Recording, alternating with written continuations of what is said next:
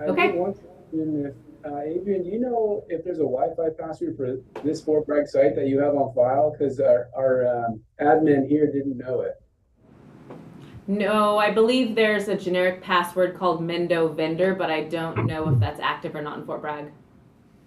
I saw the SSID as Mendo Vendor, which I could connect to. Maybe it's not a secured Wi-Fi. I'll check it in here. All right, we are live officially. So Chair Glidewell, you may take it away. It is 1:16 p.m. Wonderful. And I'd like to call the meeting to order at 1:16 p.m. And I do not have anything pulled up because I'm hoping to connect to to Wi-Fi here in a second.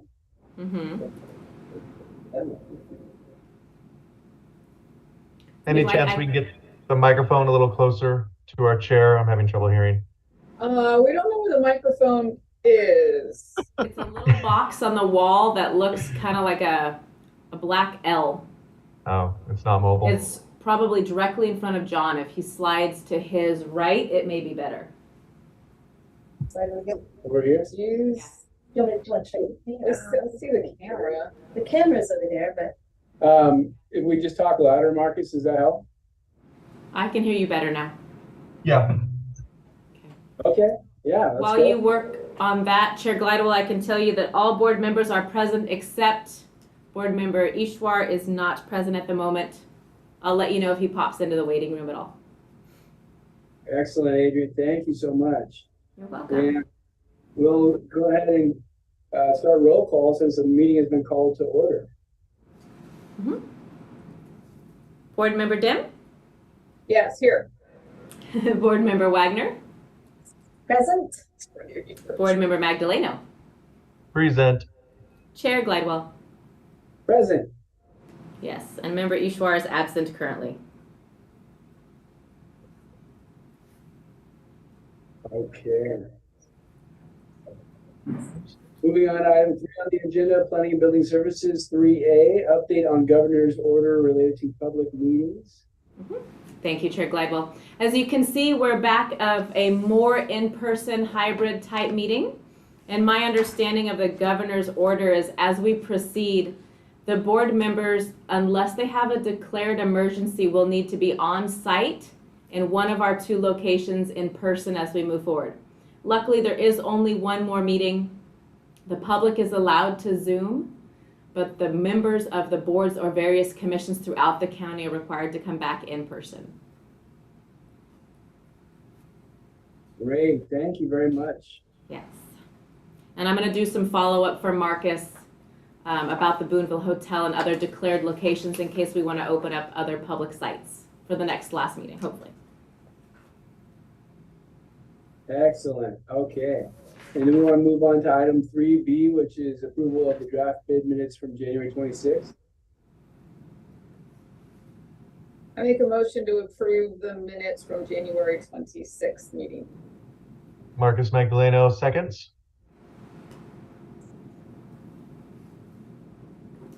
All those in favor? Okay, aye. Aye. Aye. Aye. Any noes? No, and no abstentions? Perfect. We are set. Thank you. Well, no.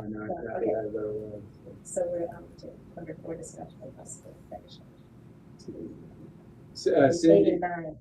Cindy's letting me look over her shoulder on the agenda while my computer loads here. We have item 4 on the agenda, which is Mendocino County Lodging Business Improvement District Bid Annual Report. 4A, discussion and possible direction to staff regarding the 1989 versus the 1994 district laws. And I wonder if we could turn it over to Travis to introduce this item. I'll actually just toss the potato right over to Emily as she's the expert in this. She did provide us with one sheet that was in the packet that goes over the highlights of the 2 different laws. Emily, thanks for joining us again. Of course. Thank you, Travis. And I'm so sorry, guys. We do have some work going on at home, so you might hear some drilling and whatnot, but hopefully not. If it's okay, I can go ahead and share my screen. I know the last time we met, there were some questions about the differences between the 1989 and the 1994 law. So I can just give you guys a quick presentation on the differences between the two and explain a little bit about what the process looks like to form the 94 district. And so, please, thank you.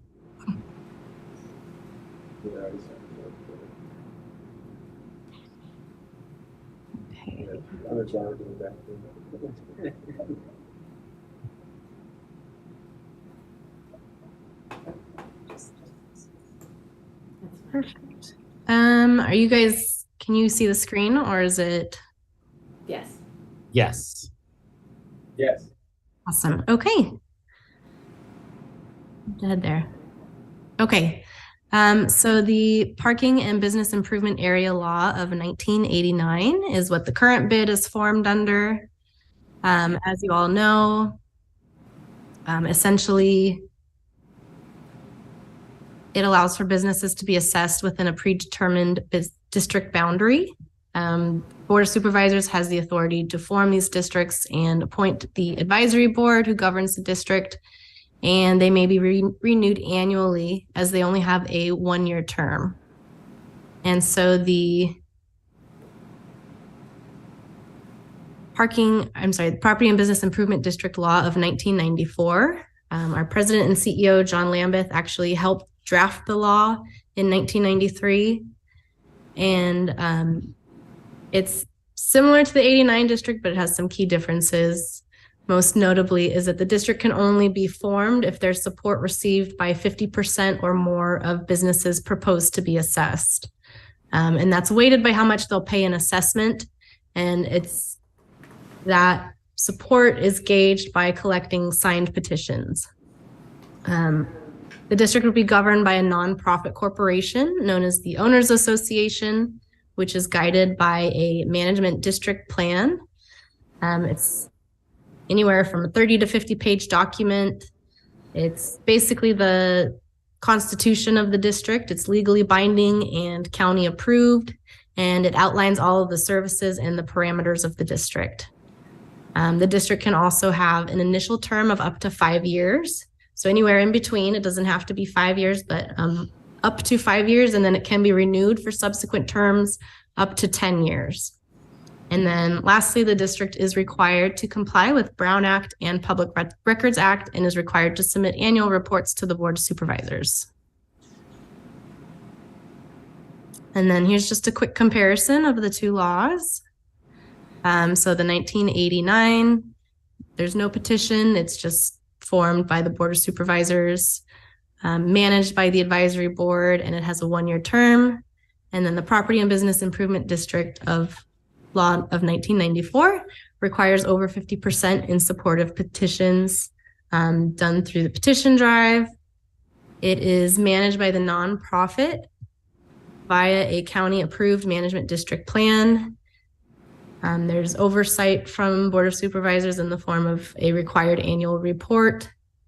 And then again, it can be up to 5 years for the initial term and then can be renewed for subsequent 10-year terms. And so majority of the tourism improvement districts in California are actually formed under the 94. Of those that were formed under 89, most of them have converted. This is just some examples of the districts that have converted in the last 10 years. And the majority of them either modified or increased their assessment methodology when doing so. And so we did take a quick comparison of the tourism improvement districts in the surrounding area and looked at their assessment rate. The current assessment rate for the Mendocino County bid is 1%, as you can see, pretty low compared to the others in the region. Even if it was bumped up to 2%, it still compares pretty favorably to the other districts within the region. And then finally, just There you go. Just a sample timeline. All of this is, of course, subject to change based on different factors. But here's kind of what the process would look like.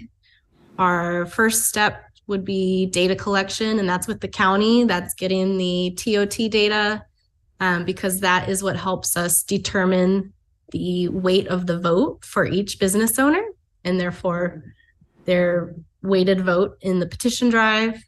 And so we'd work with the county on getting that information. And we'd also need the sales tax data if we were to include other businesses such as wineries,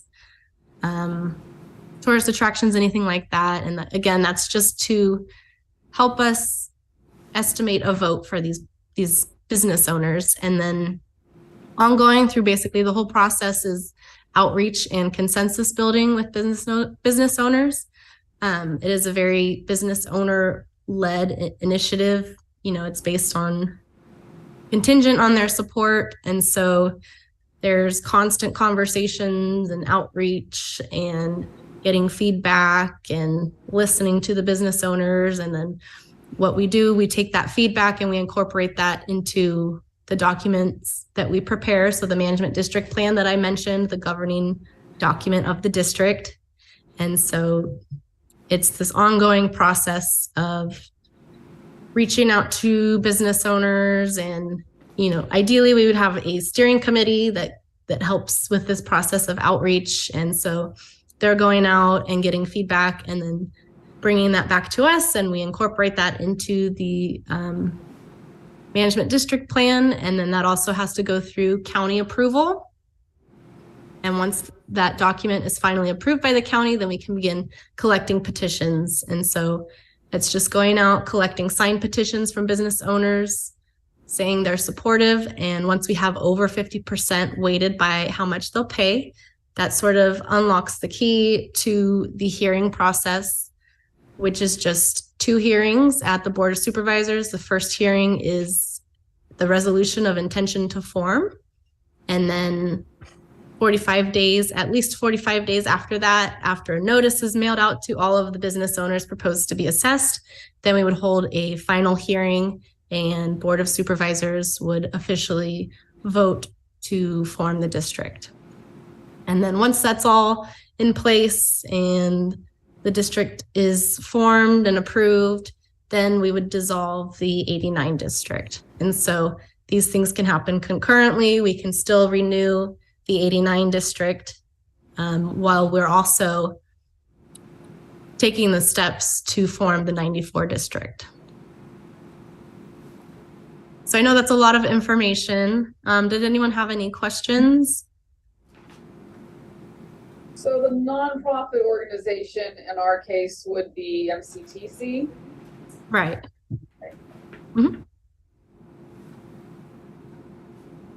So the nonprofit organization would be the one developing the annual report, That's correct.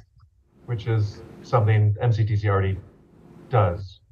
Exactly. Yeah. So in many ways, it's very similar to the 89 district. The main difference is the 50% required to form and then the length of the term. And this nonprofit organization is the same thing that it referred to earlier as the Owners Association, or those are 2 different things? No, that is the same thing. It's usually made up of a representative board of lodging business owners. And so that's where it gets the term Owners Association. And so there would, in this scenario, there would be no more bid advisory board. I think it would just take a different form. It would be very similar to the bid advisory board, but it would just operate a little differently. Wait, so are we talking about creating a separate board then, or are we talking about MCTC taking on the responsibilities of this nonprofit board? I mean, being designated as this nonprofit board? I don't know if that's been decided yet, but we do have different options there. If you want, we could form a new nonprofit organization. An existing nonprofit could take over, like you said, MCTC. That's something that would need to be determined. So right now, our board here is all lodging and all of the bid money comes from lodging. MCTC being more of a marketing organization, the seats might change a bit, but I'm going to speak for everyone. I assume we don't want to lose the perspective of, say, the arts or, other perspectives in the county that aren't going to be paying into the bid. So should we form another organization like the Bid Advisory Committee that is truly ownership and then give that money to MCTC to market? Yeah, that's certainly one avenue. And you can also have MCTC create a subcommittee that, is in charge of the board. So it's essentially like the bid advisory board. There's a few different ways to do it. Yeah. Marcus, you go ahead. Yeah, so if other, as we're calling them, tourist-facing businesses are assessed in this, I presume they will be considered in the decision to implement it or not? So yeah, their vote would go into the total vote. Weighted on an estimate of what they would bring in, since we haven't had a previous year to compare it to? Exactly. So the way we calculate their vote is we take the TOT data and the sales tax data, and we sort of reverse calculate their revenue. And from that, we apply the assessment. And then we come up with an estimated amount that they would be paying into the assessment, and so it's weighted by how much they'll pay in assessment. So, if we're assessing lodging businesses at 2%, but we're assessing tourist attractions at 1%, there's going to be a little bit of calculation there. But again, all of this information would be protected through an NDA that the county would contract with Civitas with. So it would only be Civitas viewing this information, and Civitas and the county would work together to tally the percentages and figure out what percentage of the vote we would have at different stages. And at what point of the process would it be determined which tourist-facing businesses would be included? Restaurants, wineries. Is it defined in it, or is it to be determined by this nonprofit organization that's going to be formed to oversee this? So that decision would be made sort of in the early stages here. That would be when we'd be doing the outreach and the consensus building, and that would be when we'd be getting feedback from those different businesses. And if we feel that there's support, then we would, write that into the management district plan and incorporate the assessment. If we did the outreach and we find that they're not supportive, then, we wouldn't pursue that. So Civitas does the research, and then the related boards, us and MCTC, make the decision as to, let's not go after restaurants, it was a touchy topic, or let's not go after the wineries, or let's include them all, everyone, we got good reception. That would be determined by the related boards involved in this? Essentially, yeah, it's more of an informal process, informing the district. It would just be, whoever our steering committee is, who we decide to be on that committee, and we'd work together to decide what's the best steps moving forward. Travis, you said you had your hand up. I'm curious to hear your input. Yeah, I was just going to say that this board, in the recommendations that we're going to discuss later, is making suggestions as to what those industries are without data from the county. And so, I'm hoping that will help us in the roadmap process, as, this is what the bid advisory board thinks is the best direction.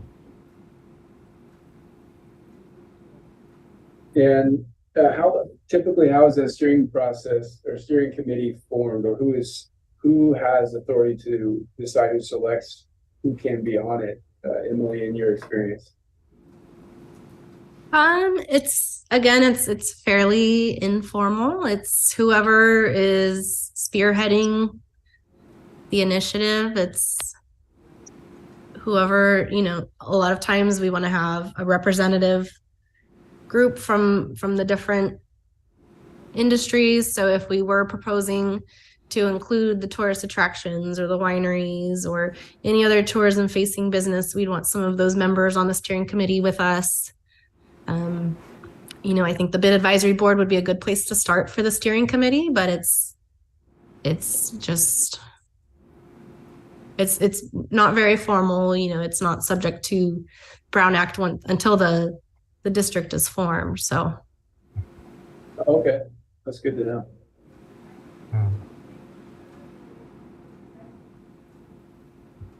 Any other questions from this board or from staff?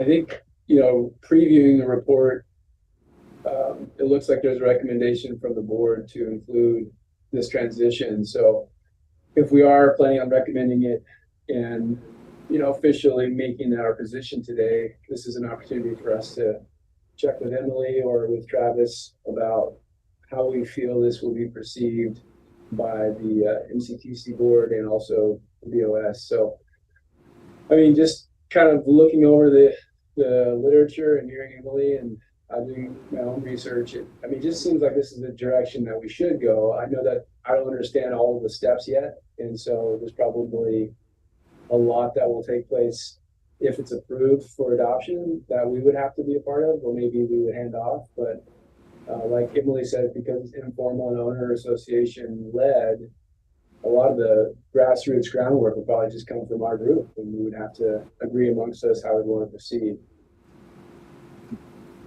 Agreed. Another question for Emily. Yeah. Actually, I guess to the calendar that we're looking at right now that's on screen, it looks like a 10-month process from start to finish.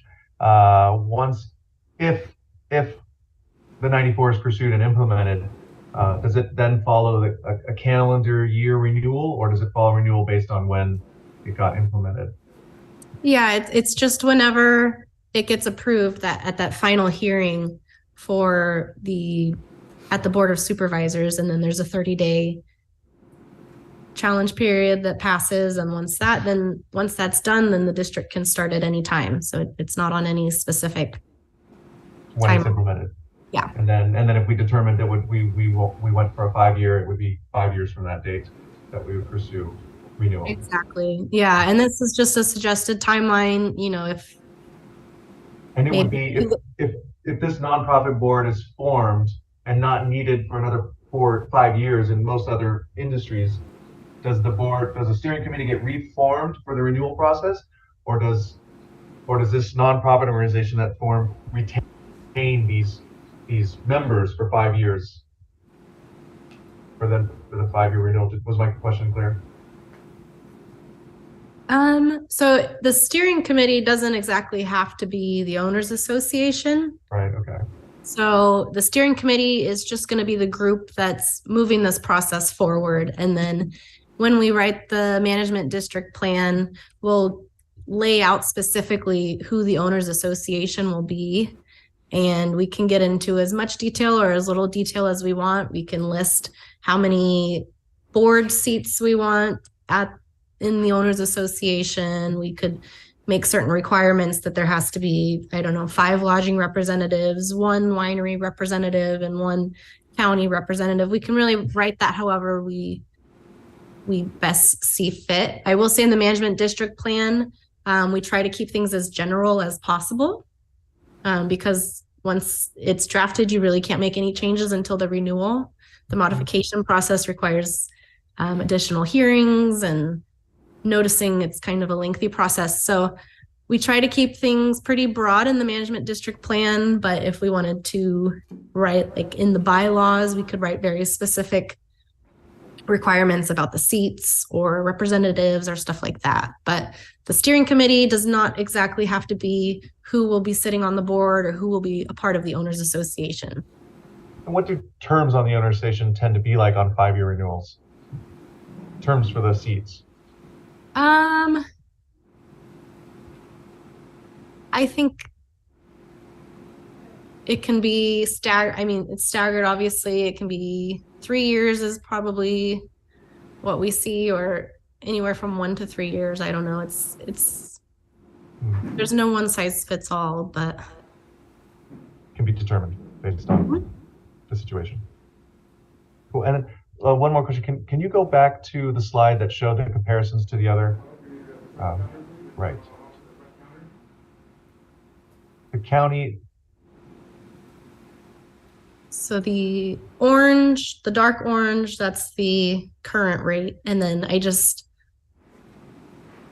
put Gotcha. Okay, that's our current rate at just the 1% bid, not the match, not including the match. right. Mhm. Great. Thank you.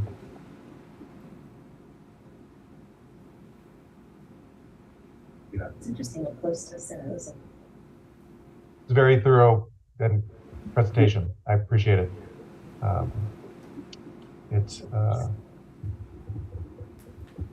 Yes, thank you, Emily. So, sorry, one more thing.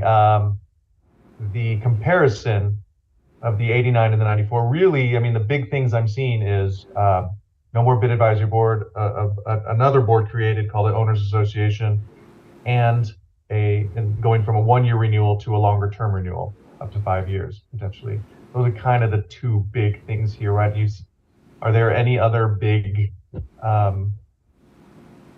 issues? Obviously, and then the 50% supported versus the 50% petition. Do you see, given our county, and you're more familiar with the law, do you foresee any large changes switching over besides the ones I just mentioned? No, that's really the gist of it. They're very similar. The 94 law was drafted with the 89 law in mind. They just wanted to offer more flexibility for these districts. It's hard to do long-term planning if your district only lasts a year and you don't have that guaranteed term. And so adding these 5 years or 10-year terms, it just offers a lot more options in long-term planning. And the 50% support, it just guarantees that the business owners are supportive. And it kind of puts more power into the hotel owners' hands, and they have a say in how the district is run.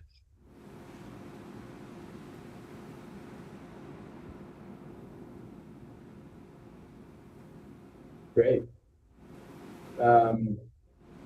Any other thoughts, comments, or questions from this board before we move on? It's a good presentation, Emily. Thank you. Thank you. I'll second that. Thank you. Are we reserving so it says possible direction to staff regarding the two laws? Are we saving that to the last meeting, or? Oh, I think maybe we'll roll it into 4B as it's included as a recommendation, right? Is that what you're reading? Yeah, or if we would expedite things to make a motion at this point, or. Got it. I just thought of one more question, if I may. Only one? Yes, I know. I keep saying that. One more. Well, as they come to mind, the appointments of who sits on this owners association. I mean, right now, the board of supervisors appoints who sits on this oversight board. That is essentially, the oversight of the same structure that the owners association will be. And is that, to understand it, is it flexible how we assign those seats for the organization? We can say in the determination process we want it to be the board of supervisors, or we can say it can be a vote of the stakeholders. How are the seats appointed for the owners association? Is that for us to determine? Exactly. Yeah. So there's greater flexibility here. And I see Travis with his hand up. I don't know if you wanted to comment on this as well, but. I do. I just wanted to clarify for Marcus that currently all lodging seats are elected by lodging owners. And it's the other seats on the board. So the inland rep and coastal rep for the chambers and the arts and attractions and the restaurant and the winery seats that are appointed. Travis, I'm sorry, I was referring to the oversight board, the owners association board, in comparison to the bid advisory board. Right now, the bid advisory board, which is kind of the oversight of the bid funds, are appointed by the board of supervisors. The owners association, which will be separate from MCTC, which will be in a sense like the bid advisory board, I imagine. We can determine how those positions are filled in the creation process. Is that right, Emily? We can say we want the board of supervisors to appoint them, or we can say we want it to be a vote of elected officials, or we could say whatever. It's open-ended. Yeah, it's a lot more flexibility there. You sort of draft the document to meet your needs or whatever works best for the district.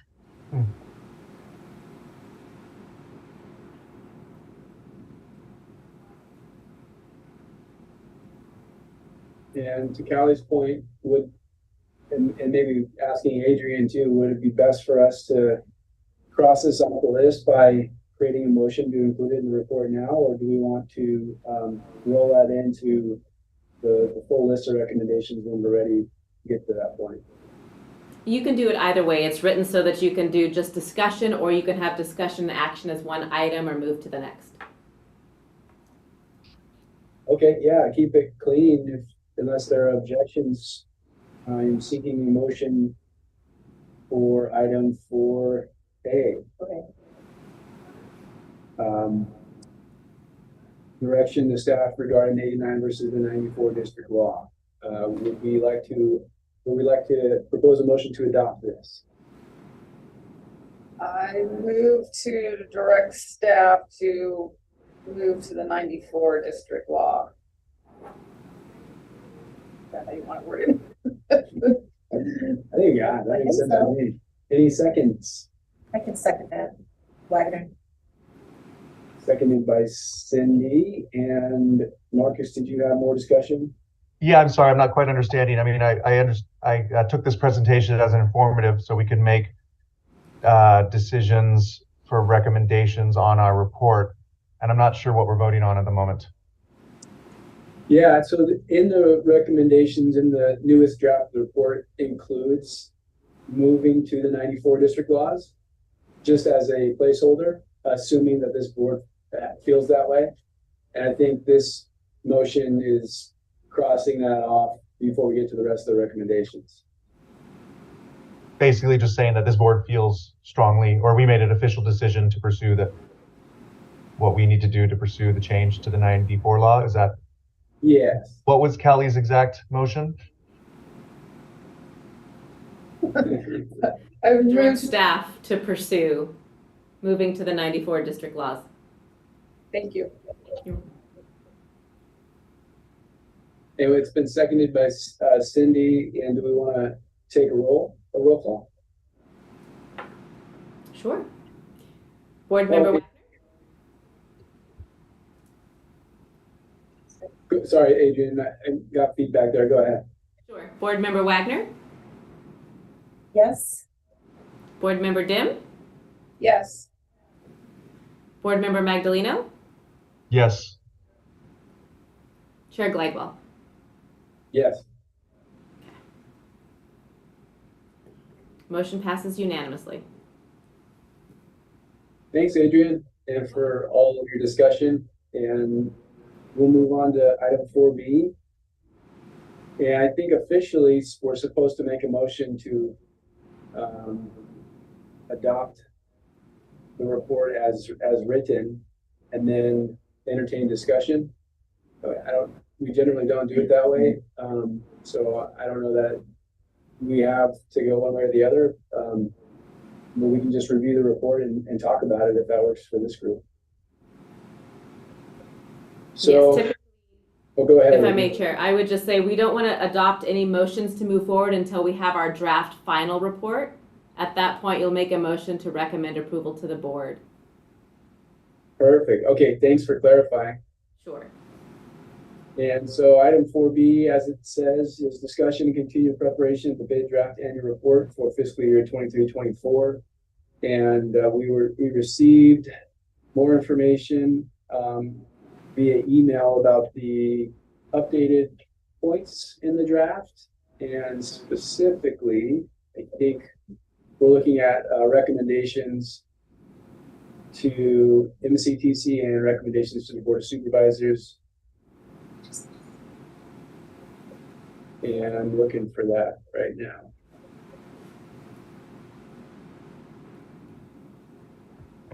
The recommendations begin on page, of course, 29 of the Google Doc version. I have a question in the body of the report before recommendations. Yeah, go ahead, Marcus. Is the proposed budget spreadsheet still to be implemented, or are we going with paragraph form proposed budgets for the upcoming year? So that's something we're going to discuss when Chair Gladwell brings it up. Oh, all right. That's news to me. So we do need to discuss the direction of the budget for the year. And there are two ways that we can go with that. If you want me to go into that now, or if you want to continue with the recommendations and then move back to that. No, I think if Marcus has it on his mind, let's go over it. That'd be great.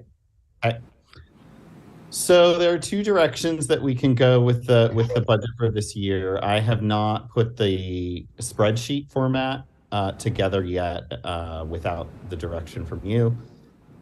We can go and ask for the full 50% match,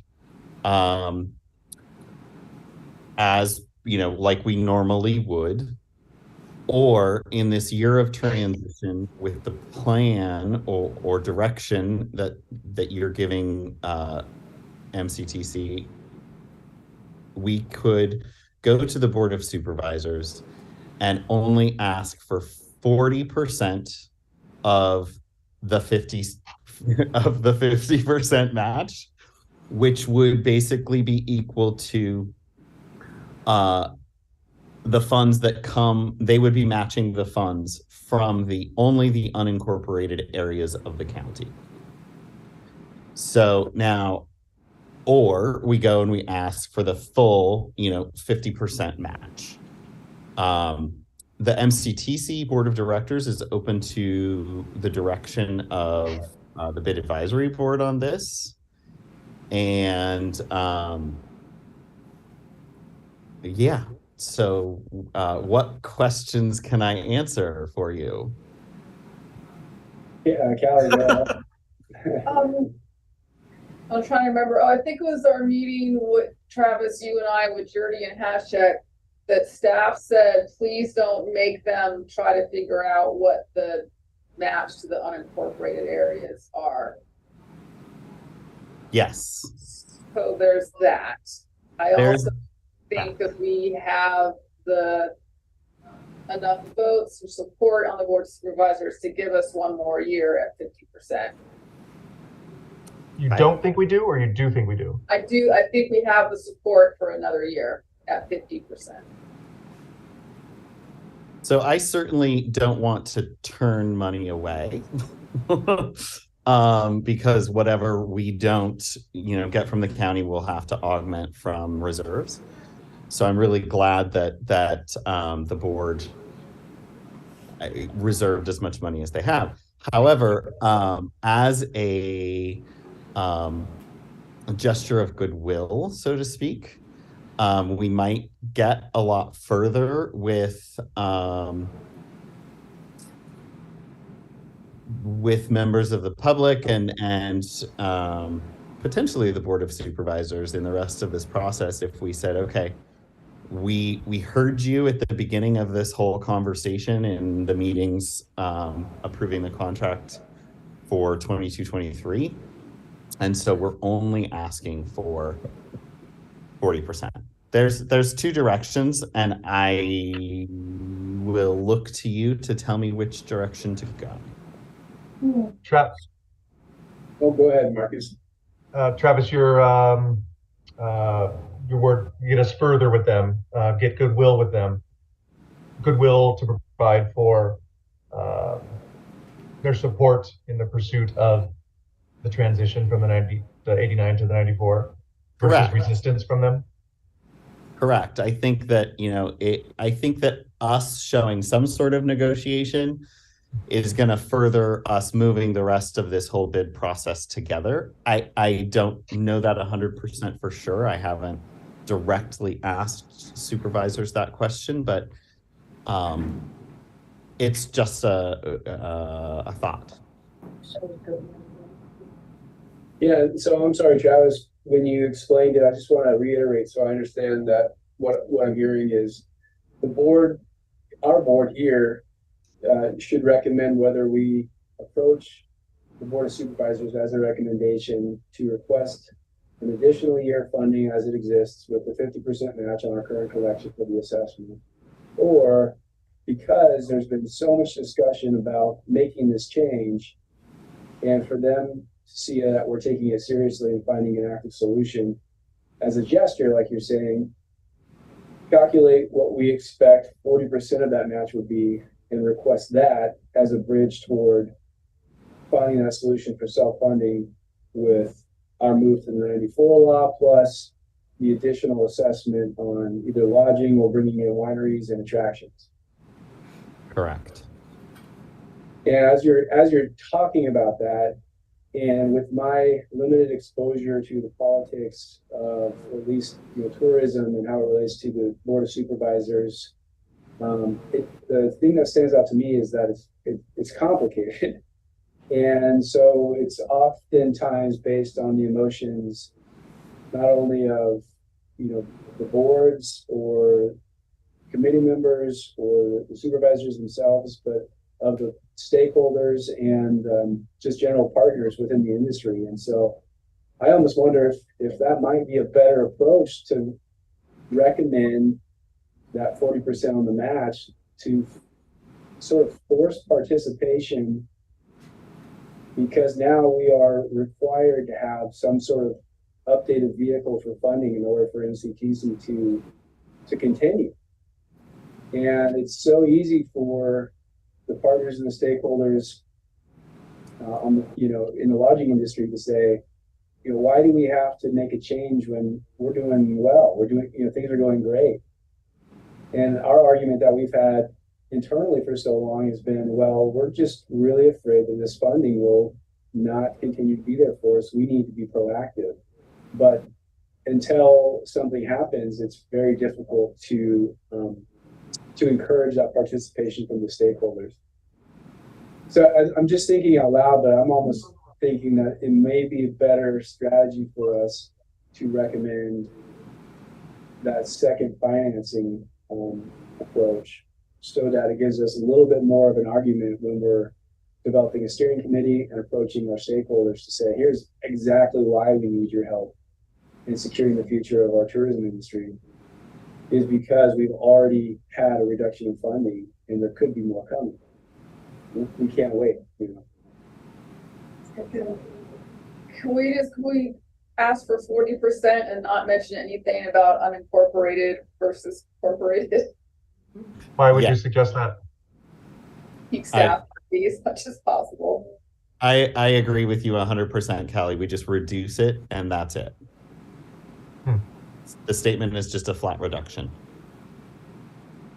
And We're going to do a flat reduction. Why not go with 50% of 50%? Yeah. Because we need the money. No, that percentage amount could be determined. If I may, once again, sorry for my strong opinions. I came into this meeting with the attitude of ask big. Go ahead and ask for the 50% match, and if they feel they don't want to do it, they'll say, well, we'll just match the unincorporated areas and we'll figure out what that is. But in light of Travis's point, it does seem to make a lot of sense to maybe say, look, we're easing our way out. This organization is easing our way out of having to depend on your funds, county, because it sounds like the county's having some issues with their funds anyway. And this is a step in that direction. We're only gonna take a percentage now of what you've been matching before, and with the hopes of us being this organization being fully funded by its own assessment and no longer needing any of your general funds. Thank you for bringing that up, Travis, because I am now leaning towards that. I think that does seem like a good direction to go for. Start asking for less while we transition over. You've got the reserves to cover it. And hopefully it will help transition sooner and with support of into the 94 law and into an increased assessment from 1% to 2%. Good points. Thanks, Marcus. Yeah, I think that as you laid it out makes sense to me. Any other thoughts on this topic?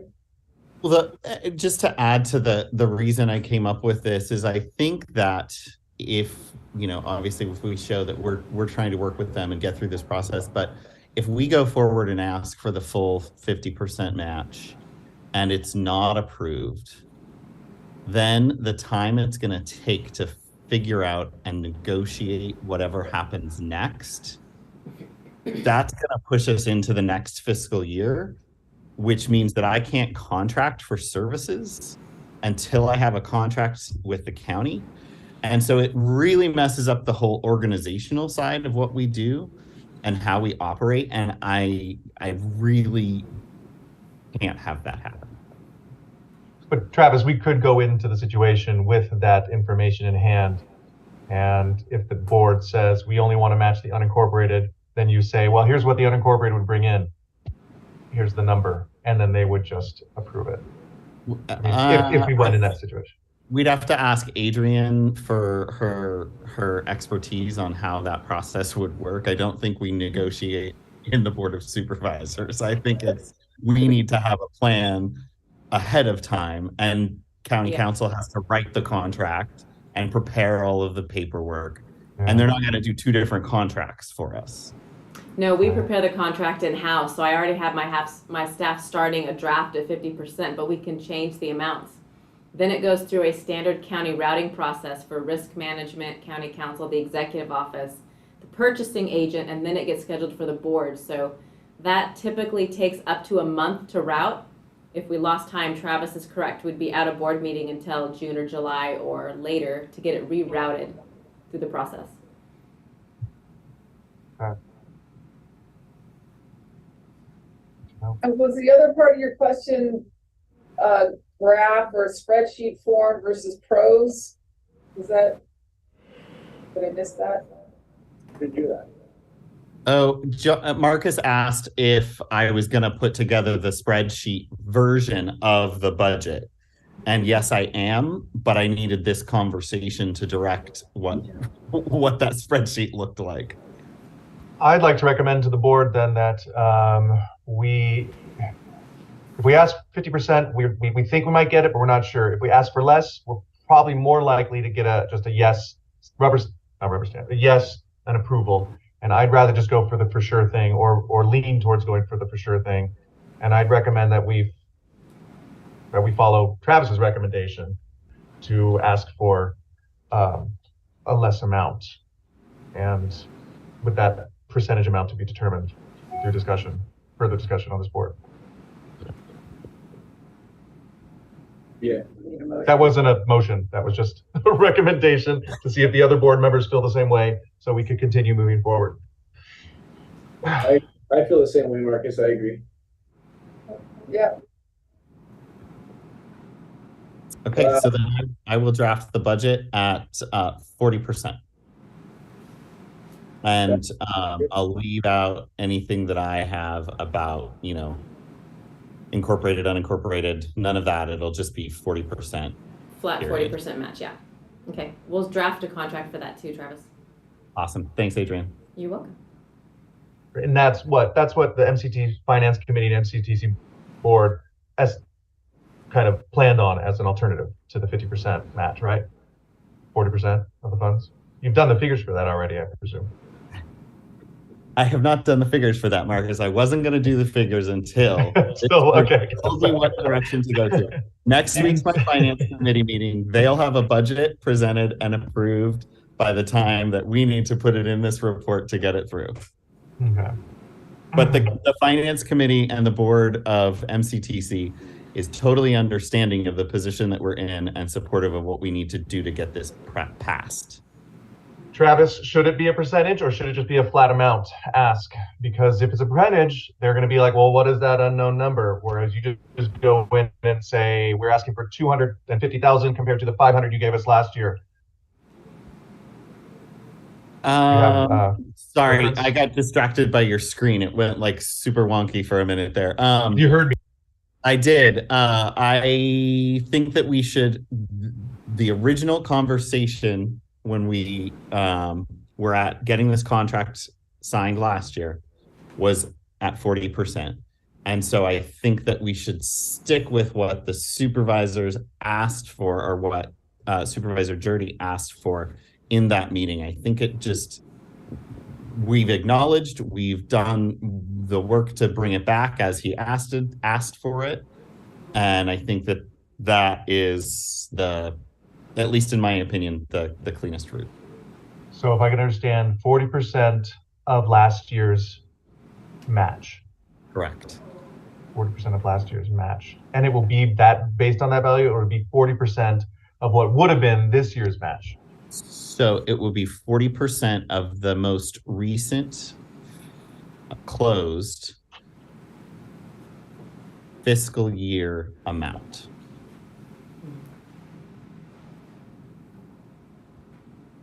Okay. Okay. Travis, is the direction from this board, is this direction satisfactory for you to proceed in a way where you feel like you have enough information to achieve the results you're hoping for? 100%. Yes, thank you. Great. More questions, comments from the board before we continue the conversation? Hearing none. All right, I think we're moving along on the bid report. And as Travis said, page 29, which is item IX, fiscal year 2022-23 bid advisory board recommendations. And Travis, would you like us to just go through these four items, four recommendation items to MCTC to review them? Yeah, I think that's the easiest way. I took, notes in our last meeting and drafted recommendations based on what I understood you wanted in the recommendations. So, go through them, make sure they're what you want, and let me know if there are any changes, and we can update those. Excellent. Okay. And I'm always someone who appreciates hearing stuff out loud. Is there a volunteer who would like to read these recommendations for us? If not, then I'll just hear myself talk while you guys can listen. Okay. I can read them if you like. Yes, Travis, I would love that. Thank you. Sure. Recommendations actionable by Mendocino County Tourism Commission in the 23-24 fiscal year. Recommendation A. MCTC acts as the official coordinator of the below proposed bid ordinance change, update, and assessment increase as outlined. This also includes funding the proposed changes to the below referenced ordinance. So that basically says that MCTC will act as the coordinator, will work with Civitas Advisors and Emily to lead the charge, and that will also pay for it. Great. Any changes, questions? Seems pretty straightforward to me. I'm ready to move on. Okay. Marcus, go ahead. You're on mute. Is this first recommendation A, in a sense, tasking MCTC as the steering committee? That would No, it's just the coordinator. Okay. Good question. Okay, I'll move on to B. Under the advisement and direction of Civitas Advisors, MCTC moved forward with the process of updating Mendocino County Bid Ordinance 5.140 from operating under the 1989 bid law to doing so in accordance with the Property and Business Improvement District Law of 1994, Streets and Highway Code, blah, blah, blah, blah, blah.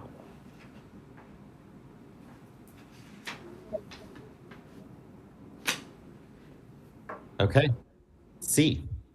In moving to the Property and Business Improvement District Law of 1994, Streets and Highway Code, etc., MCTC update the bid assessment amount from 1% on transient lodging properties, including private campgrounds, to 2% transient paid assessment. We also recommend that the organization lobby tourism-facing businesses to join the bid at 1%. With no data having been provided by the County of Mendocino on tax revenues of these other tourism-facing industries, we feel that those businesses should include wine tasting room, walk-in sales only, local attractions, for example, Skunk Train, Mendocino Coast Botanical Gardens, sporting equipment rentals and tours, and animal preserve ticket sales. It is also recommended that any consumer event marketed by MCTC should assess ticket purchasers 1%. Now, that last part doesn't have just something that we talked about in the office and added it in for conversation purposes, since we spend a lot of our time marketing nonprofit events to bring people here. So something there is a point of conversation, not tied to it, but was just an option. Callie, go ahead. I think it's brilliant. I'm just thinking of, well, the platform my nonprofits use, that like $1 per ticket, I think is going to be something that people could actually conform to.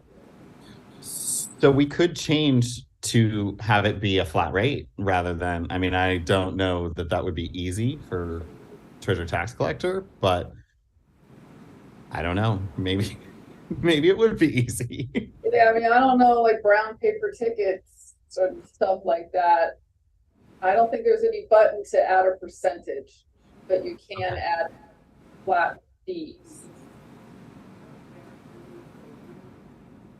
So I wonder, could we, That's pretty good.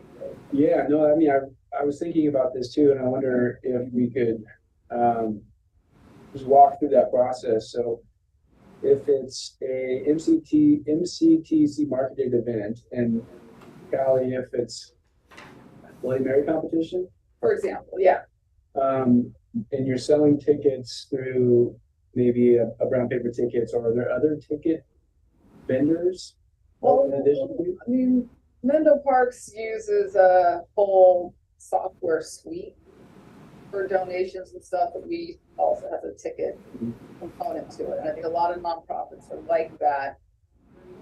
I mean, this is such a nitty-gritty thing, but I'm just I want it to be something doable for nonprofits. Yeah. Instead of trying to jump through the hoops and figuring out what the 1% is, and of course, this $1 a ticket is going to be logistically easier. Yeah, that's a great point. And for some of the smaller companies who are hosting events, I can't think of any off the top of my head, but I mean, I would hate for this to create sort of like a penalty for somebody if they are just trying to host a small music event for $5 a ticket. But that wouldn't be promoted by MCTC. So that would be the question, is if it's included in the SIPs, et cetera, forgot the name of the event, Sips and Seafood, and it's in a brochure, and it's, you know, for something at the Andiron, is the owner of the Andiron required to assess this? And if they don't, I mean, I agree, I don't want to get into the nitty gritty. I think it's a cool idea. I want to make sure that we're thinking it through so that we don't shoot ourselves in the foot with a little bit of uproar by someone who's just not willing to comply. Can I ask you a question, Travis, for events? Yep. Would this include the larger annual events, things that hit like Redwood Run, Sierra Nevada Music Festival, Northern Nights, those sorts of things, or you're talking only the nonprofits? I'm talking about only things that we expressly go out and market on behalf of organizations to put on. Perfect. Marcus, you're on mute. Sorry. So to clarify then, like a restaurant who is hosting a winemaker's dinner on Pinot Fest weekend would not fall under this, or would? No, When I came up with the idea, I think it was more, anchor events, crab cake cook-off, all of these things that we put, major amounts of effort and time into promoting. Do you organize them as well, or you just promote them? I'm sorry, can you say that? Does VMC organize them as well, or just promote them? No, we just promote them. Promote them. Okay.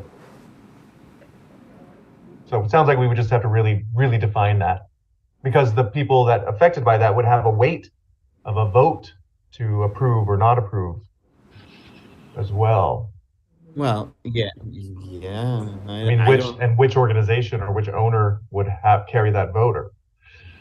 I don't know.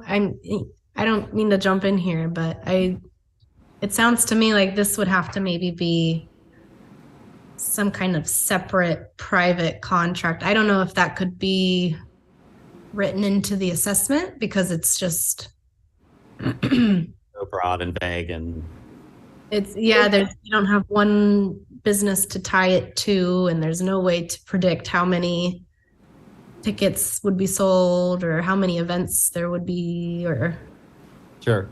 More of a pay-to-play mechanism down the road. Sure. Another source of income for VMC, not taken from the ordinance, but just proposed by MCTC. That's partially where I was going after large events, because with use permits, renewals, and modifications, we see their site plans for 1,500 people that may visit the county and go through the organization. If you hit them at the use permit level, if you're promoting large organizations, we know what your ticket price will be and the number of consumers they're expecting, and they typically renew every 2 to 4 years. Travis, has there been estimates about what this might bring in? This one line that we're highlighting, that we're talking about? No, Marcus, it was literally just an idea that I threw in for discussion. Sounds pretty open-ended. Time to, but as we talk it through, I think we remove it right now, and there's no further discussion. I'd agree. It seems a little open-ended and needs more defining before we could pursue it. And it might also just be a secondary thing. Hey, if VMC is going to help with your event, we ask that you put $1 per ticket charge assessment for us to collect to help promote. Couldn't it be done that way? So tourism-facing businesses, it doesn't look like we are including restaurants here. Just to clarify. They're not listed.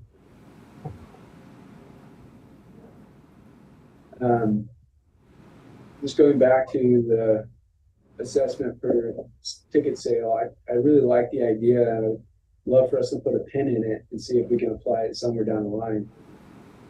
But I was just saying to Callie, I'd hate for it to convolute this item so that it feels like it really won't pass seamlessly. And so maybe thanks for removing it there from the Google Doc. I think it's probably cleaner without it for now. But I think it could be a pretty easy addition for anchor events in the future. I just wanted to add in too, I can do some research on my end to see if, it's been done in other districts, or if there's a way that we can phrase it or fit it in somehow. And I can get back to you guys on that. Thanks, Emily. Great, thank you. I'm wondering if the board would consider maybe separating that out into a separate numbered item or numbered lettered item, separating the 2% increase of lodging and separating out the 1% on tourism facing businesses, just so because they are two different things. Marcus, and so basically having a fifth item or recommendation that would separate tourism facing businesses, so it sort of highlights which tourism facing industries would fall under that one. Yeah, can we just add item F, put item D in item F and add item D be 1% assessment on tourism facing businesses. Is the rest of the board okay with that? I'd like to see it separate, if you guys do too. It doesn't bother me. I mean,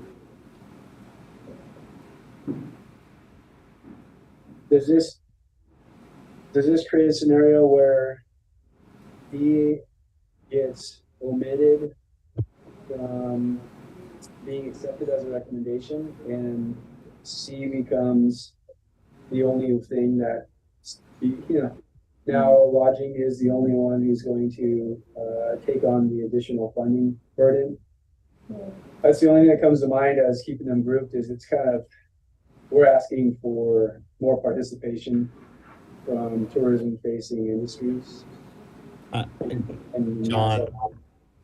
Yeah, as I sat here and started separating it in the document while you guys were talking, because I agreed with Marcus initially, I think that does leave it as, well, we're just choosing C. Why would it be interpreted that way? It's just that it's the same, it's just separated out as a separate recommendation, as a separate sub recommendation of an overall recommendation. I think Travis, to answer that, I think go ahead. I was just going to say, I really see the original intent of this when one of our bid advisory members put it forward at the beginning of this conversation, that this was really a hand-in-hand situation of, to get to the 2% on lodging, we need others to come play at 1%. And I think that integrity should still hold. Yeah, I'm just thinking this practically, the staff is dragging their heels on getting the information on sales tax. So the supervisors say, yeah, we're not doing D. Then that's just more of an excuse to not give Civitas that information. Yeah. Well, in that line of thinking, could it then affect the potential increase from 1% to 2% on lodging? Yes. And that's the big thing that we need. I mean, of everything else, that's going to secure the revenue for our DMO, getting the increase from 1% to 2%. But if the rest of the board feels that these two things go hand in hand, I will support that and leave it as is. I think you're right, Marcus, and that's the tough part, is it's a pretty big ask. But it's drafted so that it makes it apparent that the lodging industry feels it has shouldered this funding vehicle for long enough on its own. Can you please meet us halfway? Literally half of the addition that we're adding to lodging,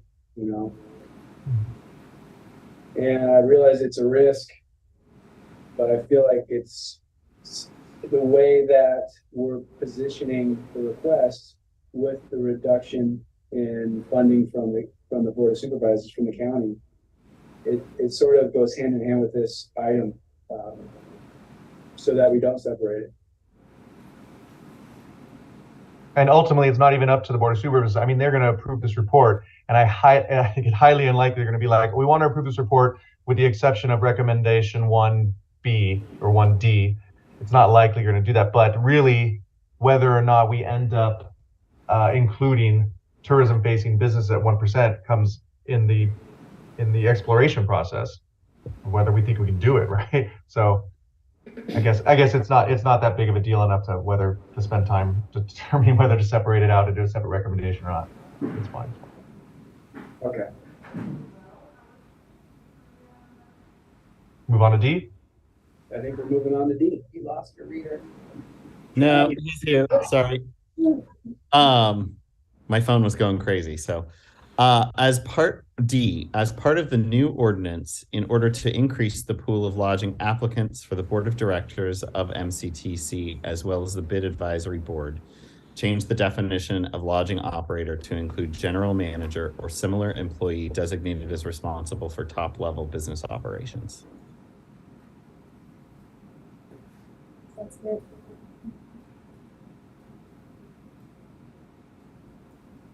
Good. Okay. Moving on to recommendations actionable by the County of Mendocino. Marcus is waving at you. Oh, sorry. Sorry, before we move on, I have a new recommendation to add to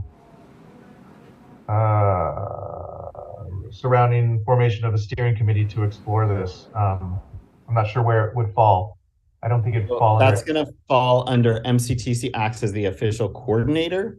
We're going to work with Civitas advisors on each step of this process. And one of the main first steps is seating a advisory board. A steering. Okay. It's not going to be the MCTC board. That is going to, it is going to be a separate steering committee comprised of potential assessees. Correct. And as Emily said in the beginning of her presentation, it's probably going to start right here with you guys. Okay.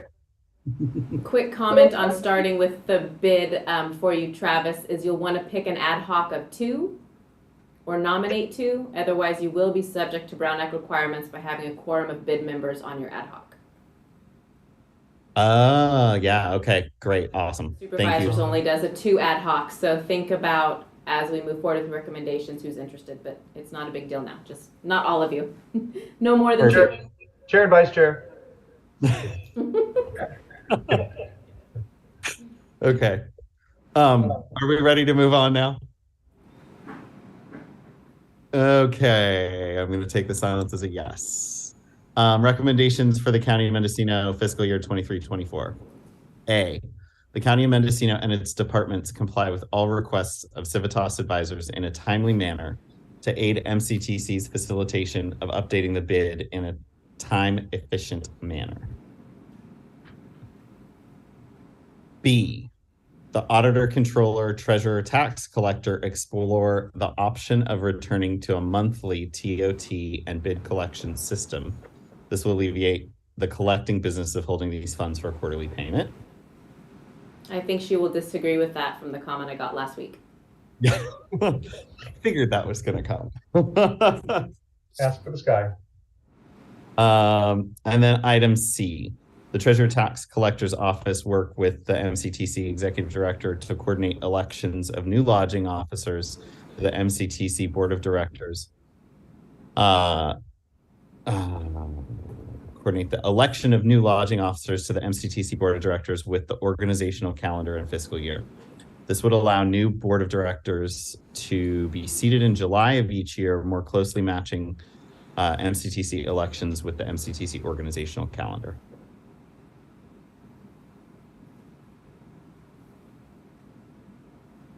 Okay. And any discussion from the board on these items as recommendations to the county? Oh, sorry, Marcus, I'm looking at my screen, not the window. I was going to try my best not to just jump in. I'll go for it. Since we're asking, item B, I would love to see an online payment method versus mail-in check.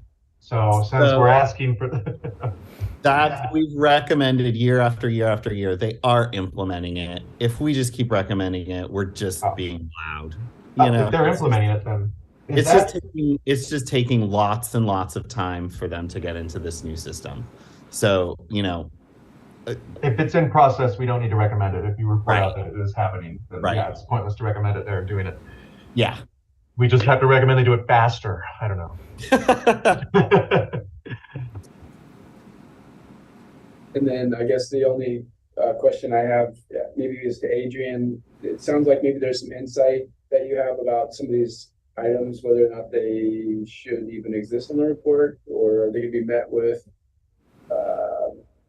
just that we don't want to do item B, it sounds like? From the last meeting, I believe it was Board Member Dim that had made a comment about some monthly collections and how cash collections would go through the auditor's office. And so I reached out to check the status of their software. And they said at this point, they don't expect any new items to come on prior to the fiscal year. Maybe sometime after July, methods or policies would change in their department, but they don't anticipate any changes of any process until after July. Okay. And then after July, there could be an opportunity to entertain this recommendation. One would hope. That was all they would tell me is after fiscal year, I could request changes or any clarifications again. Go ahead, Marcus. Is this recommendation based on any data or just the overall feeling of the lodging owners on this board from what we've heard and observed? But there's been no polls by the lodging where the majority of them say we'd love to go back to monthly. No official polls. It's just it's the number one thing I get asked about from lodging people. Can we go back to monthly? Could we maybe be a little softer, and that knowing that new software is going in, ask them to explore the possibility, whatever the software can do, if the software can do it. I believe the software installation began approximately 3 years ago. I get a little bit waffly on timelines. I have to tell you, since COVID hit, I feel like I lost 2 years. But Aumentum was transitioned, Travis, roughly like about 3 years ago, and they've been installing different components ever since then. So I don't know. It's not a new installation. It's existing software. They've been using it. They're just not up to standards with what they want of it. Yeah. And I've been working with the Treasurer Tax Collector's Office through the whole 3 or 4 years. Yeah, it's been a while. Trying to get the ADR and ADO added to the collections forms and, you know, all of this stuff. So these conversations have not, you know, they keep happening. I believe there's only one remaining staff person since the launch of the software. I think Cheyenne's the only person that's even familiar with pre and post Aumentum. Oh, I mean, I'd like to see it in there. I was thinking the larger properties. I mean, in January, we would go from writing a $100,000 check to a $200,000 check. I mean, that's a big hurdle. It's a big ask. So softening the blow to break those into $40,000 checks or $80,000 checks. Right. Well, I mean, I don't think I think it's worth asking, and I don't think that we've put it in a harsh way. I think it's just, you know, explore the option. Pretty simple. Yeah, and it hasn't been a formal I can recommendation yet, right? So maybe now if it's on the board, then there could be more conversation about it that will have some momentum carrying forward if it doesn't get adopted this fiscal year. Yeah, and it's, you know, I think of it a little bit the way that we talked about adding ADR and ADO to the collection forms. And that is, you know, we did it a couple of times. They heard us.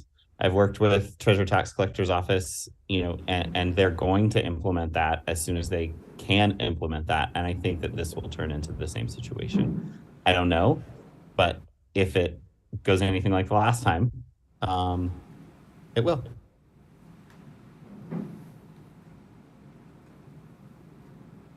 Okay, any more comments from the board on these recommendations to MCTC, excuse me, the county?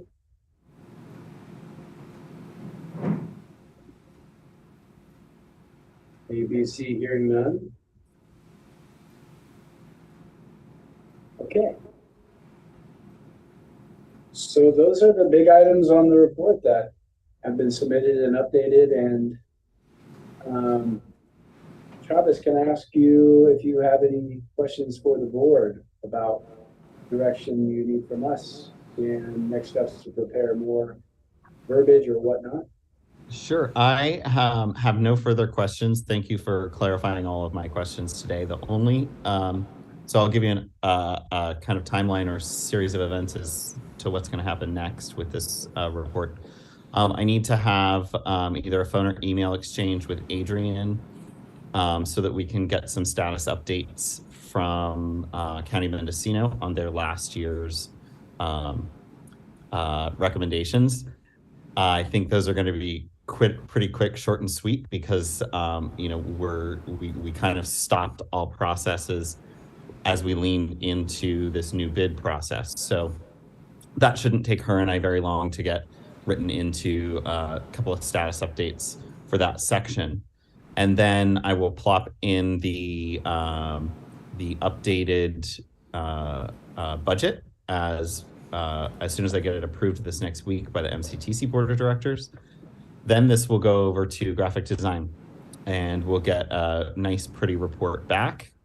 And then at our next meeting, you guys can choose to approve/adopt the report.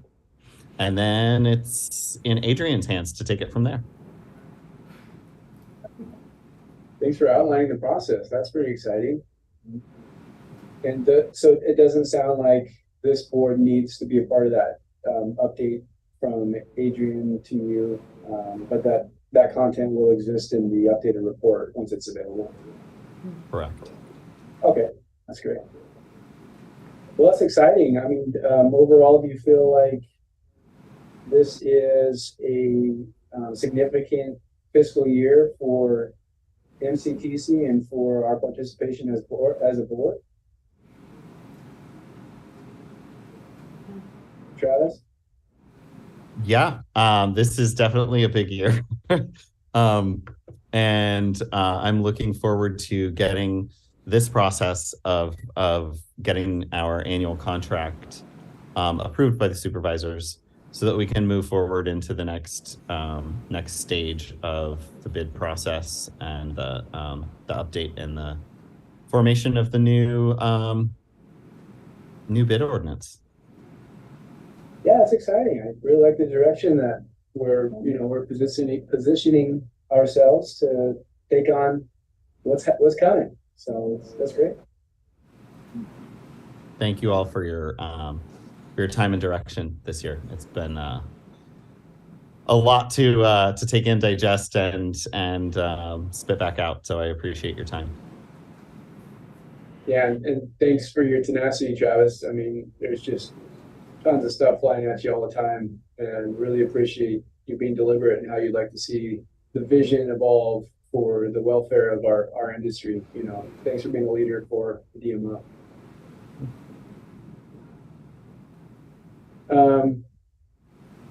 Without any other notes on this item, I'll move on.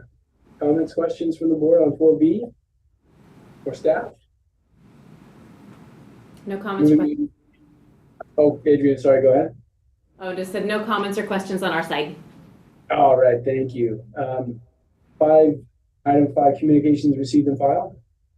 No communications received or filed at the county. Thank you. Number 6, matters from the public.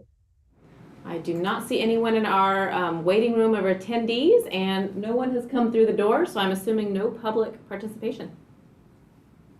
Great. And 7, matters from the advisory board. Hearing none. Last opportunity for comments before we move to adjournment. And it sounds like we will move to adjourn. I think we need a motion from a non-chair to adjourn. Correct. And we get a motion. Motion to adjourn. Great. Second. Any second for adjournment? Marcus, got it. We're good. It is 2:38 p.m. that we can adjourn. Yay, thank you, Thank everybody. you. Thank you, guys. Thank See you you. soon.